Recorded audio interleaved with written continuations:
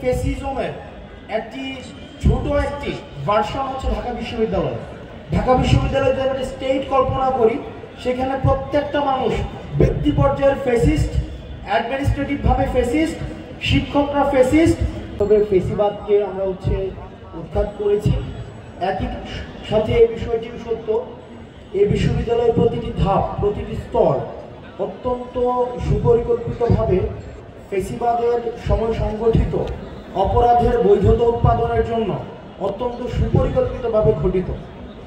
আপনারা দেখেছেন যে বিশ্ববিদ্যালয়ে আমাদের যে সিট সমস্যাটি রয়েছে, আমি সময় যেহেতু কম, বক্তব্য অত্যন্ত বিরক্তিকর, অনেকক্ষণ ধরে একই কথা হচ্ছে, সরাসরি কথায় চলে যাচ্ছে। এই যে সিট সমস্যাটি এতদিন পর্যন্ত বারবার বলা হচ্ছিল সিট সমস্যা, আপনারা দেখেছেন এটা অত্যন্ত সুপরিকল্পিতভাবে জিয়ে রাখা একটি সমস্যা। যখনই ছাত্রলীগ হলমুক্ত করা হলো, যখনই এই হলগুলো প্রশাসনের দখলদারিত্বের মধ্যে আসলো, তখনই এই সিটের সমাধান হয়ে গিয়েছে। আমাদের এই বিশ্ববিদ্যালয়ে আমরা এই যে ফেসিজমের একটি ছোট একটি ভার্সন হচ্ছে ঢাকা বিশ্ববিদ্যালয়। ঢাকা বিশ্ববিদ্যালয়ে যদি আমরা স্টেট কল্পনা করি, সেখানে প্রত্যেকটা মানুষ ব্যক্তি পর্যায়ের ফেসিস্ট, অ্যাডমিনিস্ট্রেটিভভাবে ফেসিস্ট, শিক্ষকরা ফেসিস্ট, এবং সেখানে হলের মধ্যে একটা ফেসিজমের চর্চা হয়। সেই জায়গায় আমাদের ব্যক্তিগত পর্যায় থেকে আমাদের ফেসিজমের উঠে যেতে হবে। যেমন ফোর্থ ইয়ারের পরে যখন একটা ছেলে চলে যায়, বা মাস্টার্সের পরে যখন একটা ছেলে চলে যায়, তখন সে কিভাবে সিটটাকে ধরে রাখতে পারে সেটার জন্য সে বৈধতা উৎপাদন করতে থাকে। সে এই সিটটাকে ছেড়ে না দেওয়ার জন্য শত ধরনের যুক্তি সে দাঁড় করাতে থাকে।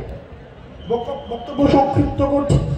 বর্তমান যে প্রশাসনিক কাঠামো, আপনাদের প্রতি আহ্বান থাকবে, এই যে এই বিশ্ববিদ্যালয়ে খেটে খাওয়া মানুষের ছেলেরা পড়তে আসে, আমাদের দেশের নেতার ছেলেরা বিদেশে পড়ে, বিশ্ববিদ্যালয়ের শিক্ষকদের ছেলেরাও বিদেশে পড়ে। আর নিতান্তই যারা বিশ্ববিদ্যালয়ে পড়ে, নিতান্তই চাওয়া হয় বিশ্ববিদ্যালয়ে না পড়ুক, প্রাইভেটে পড়ুক। আর যারা নিতান্তই বিশ্ববিদ্যালয়ে পড়তে হয়, তারা কিন্তু হলে থাকতে হয় না, তারা কোয়ার্টারে থেকে তারপরে বিশ্ববিদ্যালয়ে পড়ে। আমাদের দেশে নেতার ছেলেরা বিদেশে পড়ে আবার নেতা হয়ে দেশে ফিরে আসে। আর যারা পড়াশোনা করে বিশ্ববিদ্যালয়ে কষ্ট করে মাথার ঘাম পায়ে ফেলে পড়াশোনা করে, তারা নেতার ছেলের পিছনে তারা কামলা খেটে তাদের একাডেমিক জীবন শেষ করতে হয়। আমরা চাই না আর বিশ্ববিদ্যালয়ে মাদার পার্টির সার্ভ করার জন্য কোনো ছাত্র সংগঠন তৈরি হোক। আমরা চাই না এই মাদার পার্টির পারপাস সার্ভ করার জন্য বিশ্ববিদ্যালয়ে কোনো লাঠিয়াল বাহিনী তৈরি হোক। বিশ্ববিদ্যালয়ে ডাকসু কেন্দ্রিক ছাত্র সংসদ নির্বাচন চলবে, এখানে প্রত্যেকটা শিক্ষার্থী নেতা হয়ে উঠুক। সেখানে প্রত্যেকটা শিক্ষার্থী কোনো দলের নেতা না হয়ে শিক্ষার্থীদের নেতা হয়ে উঠুক।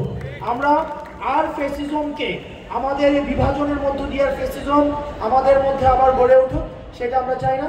ভালো থাকুন, সুস্থ থাকুন। ফেসিবাদকে আমরা সবাই রেড কার্ড দেখিয়ে যাব। আসসালামু আলাইকুম।